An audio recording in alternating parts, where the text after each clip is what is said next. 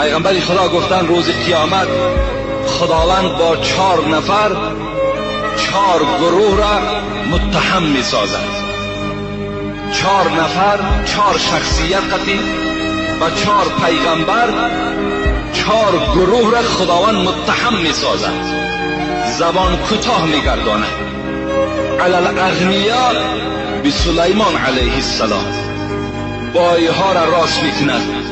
بایهایی که در دنیا نماز نخواندند و دولت و سولتشان سبب شد و اونها را نگذاشت که اونها نماز خدا را بخوانند، اینها را راست میکرد، از خداوند میپرسید است چرا نماز نخواندی؟ این شخصی با دولتی که بی نماز از دنیا گذشته است میگفت است چی میگفت است؟ میگفت است پروردگارا ملکی زیاد داشتم، دولتی زیاد داشتم، بی نهایت دولتم هیچ حد و کنار نداشت، از این خاطر به حسابی امونها وابسته بودم، با دوادوی امونها وابسته بودم، نماز نخواندم. پروردگار حضرت سلیمان میخیزاند، میگوید ای شخصیت، ای کور، ای ابله، تو مثل حضرت سلیمان مال داشتی؟ حضرت سلیمان چنان مال داشت که اگر تمام طبقه های همین زمین اگر می خرید تا حال پول او رسنده بود، لیکن بازم این در ذکر خدا بود، در یاد خدا بود. این آدمی با دولت چی می شده است؟ متهم می شده است، زبان کوتاه می شده است. و علی العبید به یوسف علیه السلام، بنده ها، کسانی که خدمتگار آدم های با دولت هستند، غلام ها خیزانده می شوند چرا نماز نخواندی؟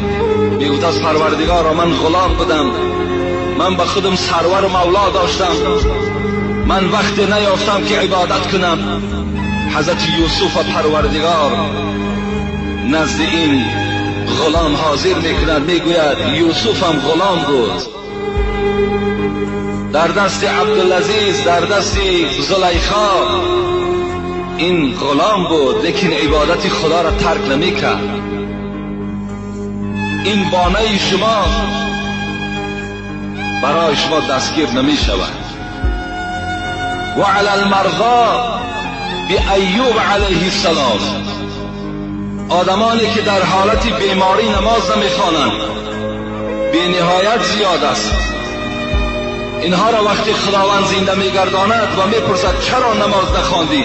میگوید پروردگارا من بیمار بودم، من بیمار بودم، من نتوانستم، از جای خود خیستن نمیتوانستم، پام کار نمیکرد، دستم کار نمیکرد، بدنم شخ شده بود، فلج بودم، از این خاطر من نماز خواندن نتوانستم. پروردگار حضرت ایوب میارد، میگوید ایوب بیمار بود.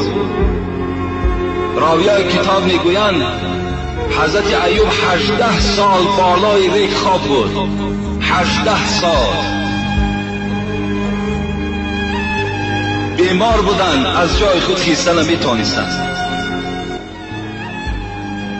لیکن بازم این دعا میکردم پروردگارا تمام بدن من اگر درمند باشد من راضی هستم بجز زبان من، خدایا زبان مرا بسته نگردان تا که در یاد تو باشم. 18 سال بار عائلش گفتی ایوب، گفت تو پیغمبر خدا هستی، دعای تر خدا میشنود، دعا نمیکنی که خدا به تو شفا دهد. حضرت ایوب گفتند ای زنک، گفتند چند سال راحت دیدم؟ گفتند 80 سال بالای راحت بودی. سال شد. گفت به خدا قسم، گفت من از پروردگار خود شرم دارم طلب شفا کنم تا زمانی که اگر 90 سال بیمار نشوم، تا اگر 80 سال بیمار به سوی خدا نشوم که راحتم و بیماریم برابر نشود، من از خداوند شرم دارم طلب شفا کنم. خداوند مریض ها را میگوید شما مثل ایوب بیمار بودید. امروز اکثریت مردم ما در حالت بیماری نماز نمیخوانند. در بیمارخانه ها که بالکل نماز نمیخوانند. وقتی در این خیل حالت نماز فرض باشد، پس چی جای این سردرد و این فشار خون و این دامنه و دیگر کسل هایی که در ما و شماست. در بیمارخانه هم وظیفه همه ما و شما چی است؟ نماز فرض است. اگر چهره ما طرف قبله هم که نباشد، اگر روی ما اون طرف هم که باشد، اگر جایگاه خواب ما بی نماز باشد، اگر لباس بدن ما بی نماز هم که باشد، با اشاره باید نماز خوانیم در داخل بیمارخانه. اگر کسی نباشد که به ما یاردم کند، اگر یاردمچی باشد با طریق اولا در گردن ما و شما نماز فرض است. اگر در این خیل صورت صاحب مسلک بگوید، کسی گوید که در این خیل حالت در گردن من نماز فرض است، و کافر می شود میگوید، زیرا حکم خدا را چکار کرده است و انکار کرده است. با آدم های بیمار خداوند روز قیامت حضرت ایوب دلیل می کرده است که چرا نماز نخواندی؟ ایوب که بیمار بود نماز می خواند. و علی الفقراء به عیسی علیه السلام.